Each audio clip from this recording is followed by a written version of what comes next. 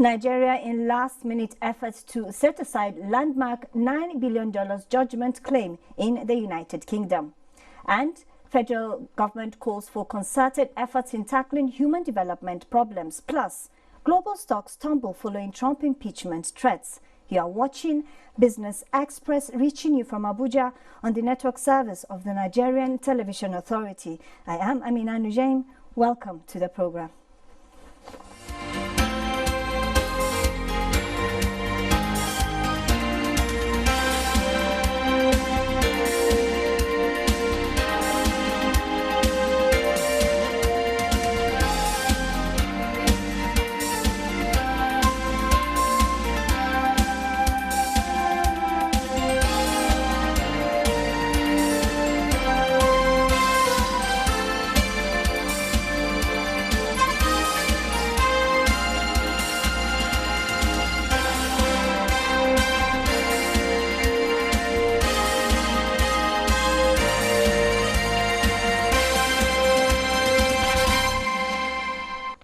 Vice President Yemi Osinbajo says the nation is at a crucial point of economic history where every hand must be on deck in building a greater country, and calling on financial institutions to brace for the challenge ahead in both human and infrastructure development. The Vice President, while declaring open a two-day banking and finance conference in Abuja, stressed that financial inclusion is key to realizing the President's promise to lift 100 million people out of poverty in 10 years. State House correspondent Jide Onifadi reports. The maxim, money is nothing, can be argued also that without money, nothing can be achieved.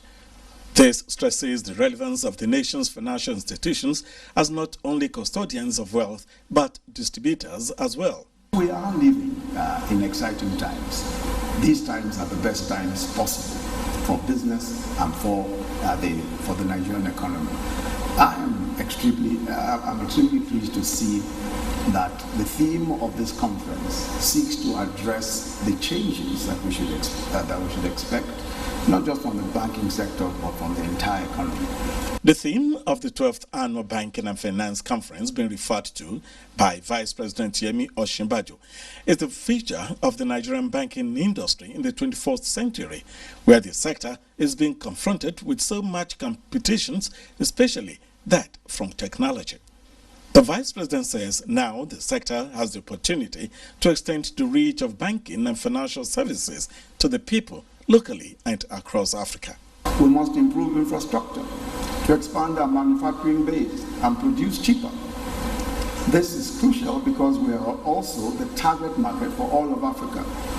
We are already dealing with the threat of smuggling. Practically all of the smuggling that we're seeing come, of course, naturally from our next door neighbors. But we'll now have to contend with the threat of dumping with the AfCFTA. This is why the negotiations going on at the moment are crucial. And I think it's important for the banking sector to pay attention to what is going on and to participate in this entire process. Others are also of the view that it is time for the sector to improve relation with the people. The future of the global banking industry has been canvassed. We depend on its ability to leverage the power of customer insight, advanced analytics, and digital technology to provide services that help today's and future tech-savvy customers. Today, the central bank is calling on the banking system to be alive to its responsibility. We cannot conceive of an economy without banks. Neither can we conceive of banks without an economy.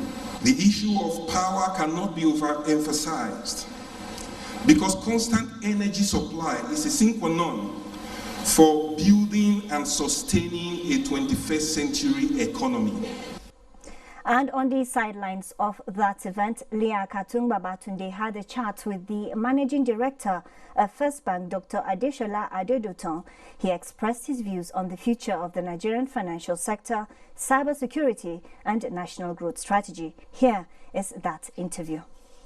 So I would say welcome to this edition of Business Express, and I would want to ask, firstly, if you're going to give us an overview of Nigeria's performance, the global trend is moving towards a more digital economy and doing away with, I would say, fiscal structures. How has Nigeria fared, and how is Nigeria right now performing?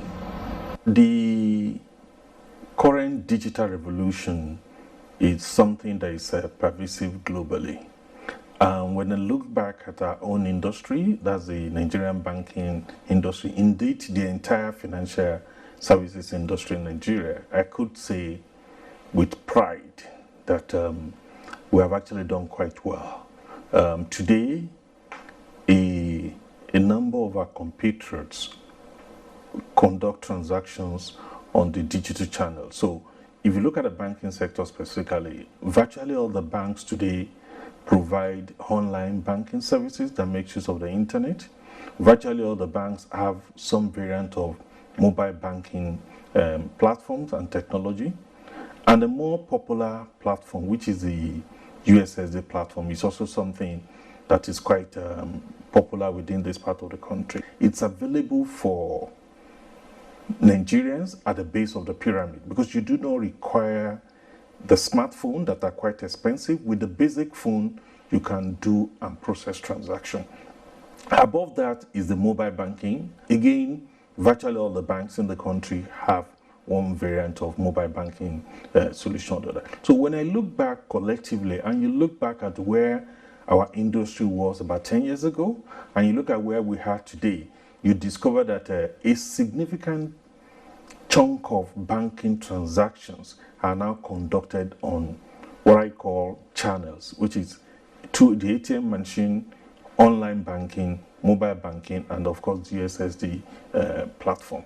The whole purpose of this year's annual banking and finance, which is looking at the future of banking in Nigeria, is to also evaluate where we are collectively as an industry under the auspices of the Chartered Institute of Bankers of Nigeria, vision what the future would look like, because nobody can say categorically what the future will look like, but we have an idea of what the forces that will shape that future. We know that the digital revolution continues unabated. We've seen use cases in other jurisdictions, what other banks are doing with artificial intelligence, what they are doing with robotics, what they are doing with machine learning. So we have an idea, and so the whole essence of this is to put heads together, begin to define what the future will look like for the Nigerian banking sector in a way that is inclusive. Because financial inclusion is also something that is very important to us as bankers, but equally very important to us as a nation, to ensure that a significant number of our country compatriots are within the formal banking sector. You've painted a very beautiful picture now, but we have recently witnessed a serious outcry from Nigerians over restrictions on cash deposits and withdrawals above the 500,000 threshold. And if the USSD code is very, very active, why are we still having these outcries, or are the banks and other regulators not communicating well enough with the public? I think the outcry, we need to situate the policy correctly. It is a policy of the Central Bank of Nigeria that we in the banking sector fully subscribe to. I think a number of the noise that we're hearing, a number of the outcry, they are not well placed. Again, statistically, less than about 5 to 10% of depositors in banks across the nooks and crannies of this country actually will get affected by that policy. So that first of all tells you that a significant chunk of people in the course of their ordinary course of their banking business will not even encounter this headroom. That's number one. Number two, the central bank has also explained, and clearly so, that it is a month above the threshold of 500,000 that will be subject to that particular levy. And the whole essence is to further digitization, is to get our people to use the alternative channels, is to reduce the heavy reliance on cash for the purpose of transactions. So if we get more and more people to use alternative channels, the cost to serve them will reduce, because there's a cost that is associated with carrying cash, holding cash in the vault, insuring cash, moving cash around. Indeed, if you extend the argument, when the more cashless the environment becomes, the lower the risk that cash will be stolen, the lower the risk that people will get hijacked because they are carrying cash. So it actually improves the security situation across the country. There's a possibility that there's internal leakage of customer information coming from the amount of spam messages people get. How would you differentiate if this is a fraudulent message or not? Somebody is calling you and saying, hey, I'm your banker, I need to set up this, that, XYZ on maybe your PIN or your ATM. There's a lot of messages going around, a lot of people are making calls. And how are banks working with the security agencies to get hold of the owners of these numbers? Because some of these numbers you can actually see them. With every development, there are bound to be some downside risk. The responsibility is for those that are charged with that, the onus lies with those charged with that responsibility to manage the downside. One of the downside of digitization is what we just explained. However, the Central Bank of Nigeria, and indeed the entire banking industry, we've been working very hard on a number of initiatives that should prevent such fraudsters from being successful. The Central Bank recently prescribed the minimum requirements that each of the deposit money banks are required to maintain from a cyber security perspective. So it's going to be a combination of the banks tightening their controls, which we are doing, and we are doing a good job of that, and customer enlightenment. Like I said, no bank will call you on the phone to disclose your ATM number or your ATM PIN or the number on your card, or ask you to disclose your password to your online system. Once anybody calls and is making such requests, then you should know. So I guess part of where we need to work more with the people in the mass media like yourself, like I said, is just in the area of customer enlightenment. Hoping to see that government put in policies that would de-risk the solid minerals sector. What are your thoughts about that? That is in regards to the development of the Nigerian economy. Again, it is a welcome development, in my view. Part of what we need to do is to continue to diversify the base of the economy. So we used to be heavily dependent on oil. Now we've been quite successful with agriculture. And now if we all divert our attention to solid mineral, again, I'm aware that this country, a number of solid minerals are actually available in commercial quantity in our country. I'm aware, for example, that Zamfara is heavily endowed in gold, for example. Jos has, traditionally that has always been a solid mineral zone. Recently I read that in Kaduna, I think zinc and platinum were discovered. So if you look at other jurisdictions, especially a country like South Africa, a chunk of their external earning comes from solid mineral. So the fact that the government is now focusing on solid mineral, for me, is a welcome development. Again, the way we successfully worked with the operators in the agri sector to de-risk that sector, again, that's what needs to happen. These investments are being made by the banking sector because we realize that it's in the overall interest of the entire country for the economy to grow, for you to have more to achieve a higher financial inclusion level, and we're on track. Significant progress is being made on a daily basis. That was Leah Katung Babatunde talking to the Managing Director of First Bank. Now, the present administration's desire for sustained economic growth has given rise to 9 consecutive months of growth from exits from recession in 2017. A scenario Minister of Finance, Budget and National Planning Zainab Ahmed says is remarkable but not enough compared to the country's ever-growing population. The minister made the submission at the Lagos Business School breakfast meeting in Abuja. Benny Adams has this report. Imagine a scenario where 100 million people in Nigeria live above the globally accepted poverty line. Well, the target of the federal government is to achieve exactly that within 10 years. The tools being deployed to achieve this include the social investment programs, among other economic strategies contained in the medium-term expenditure framework and fiscal strategy of 2020 to 2022. So we want to place special emphasis on businesses that have the capacity to create large number of jobs. Small medium enterprises is where we think we can get the best numbers, driven by innovation and ICT. We will be able to create a lot of jobs within this segment of society.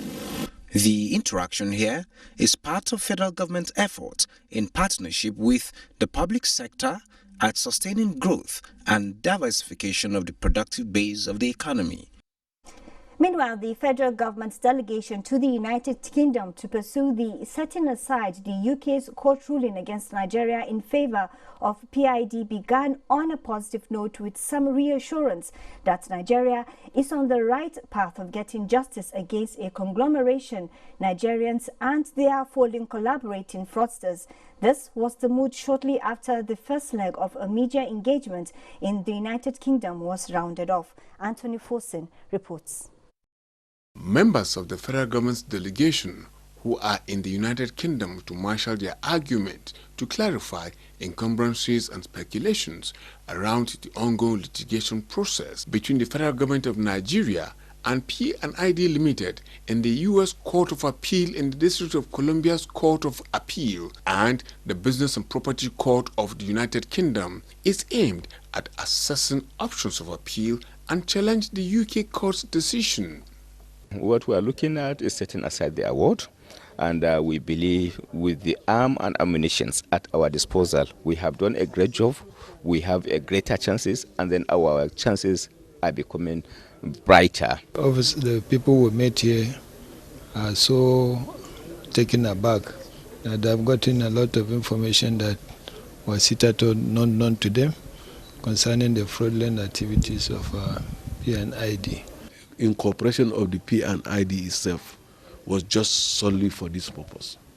They had no experience, no due diligence was actually done against them. There is no evidence that they have spent one kobo, one dime in Nigeria for the purpose of claiming what they are now claiming at the arbitration finals. It gives Nigeria an opportunity to meet members of the international community to tell our own story about the fraud that the P&ID was all about. Questions were asked on the P&ID, on the economy, on security, and for the first time I had with me today the Central Bank Governor, the Minister of Justice, the head of the EFCC, the IG, and unlike before when it was me that would be struggling to answer every question, we had the experts, to answer them. And I think it's been a very, very robust encounter.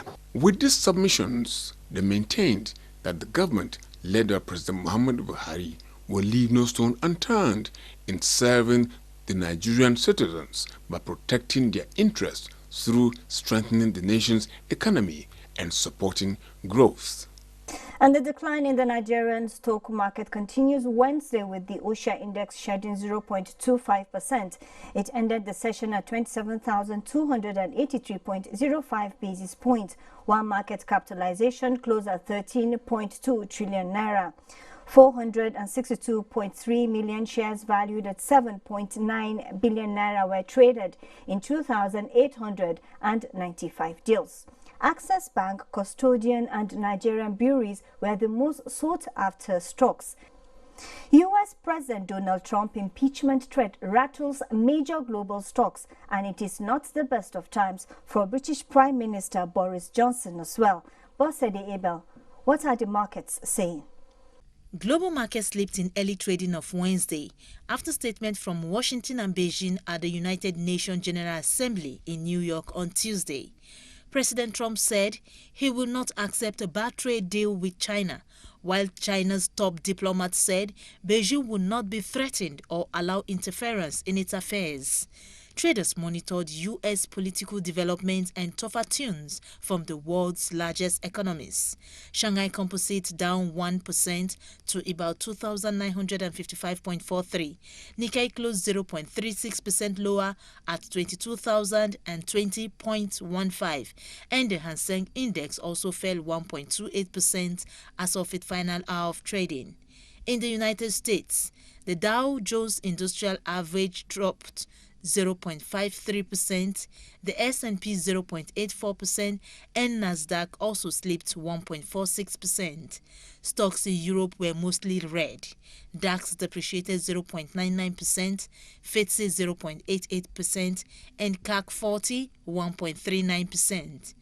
In Africa, stocks were mostly mixed, with Nairobi's all share, Tunisia's Tunidex, and Namibia's overall index posting gains.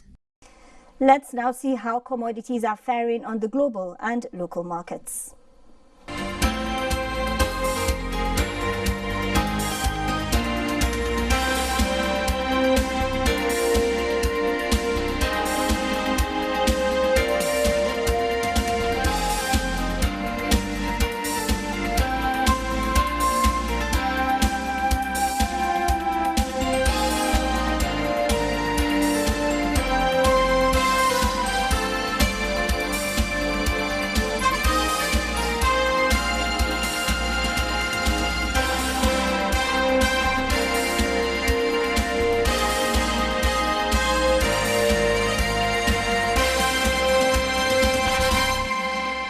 Meanwhile, further to the circular issued by the National Insurance Commission, NICOM, to recapitalize the insurance and reinsurers for optimum performance in the insurance industry, one insurance firm has met the requirements, while 49 others are yet to submit their plans for action to the regulator. Head Commissioner for Insurance Directorate Salami Razak, in a statement, said the development is in keeping with the recapitalization roadmap by the insurance regulator. He said the Commission has concluded the review of the submissions and has communicated to individual companies on their positions, stating that 26 companies have been granted no objection to proceed with their plans, while plans of 17 companies were corrected and have been advised to resubmit their new plans using paid-up capital and not shareholder fund. The statement also said 4 companies do not have the requisite 2018 financial statement and are advised to review their plans using IPO, while 1 company has litigation issues and has been advised to resolve them as soon as possible to enable them progress. It's now time to see how the Naira is performing against major international currencies.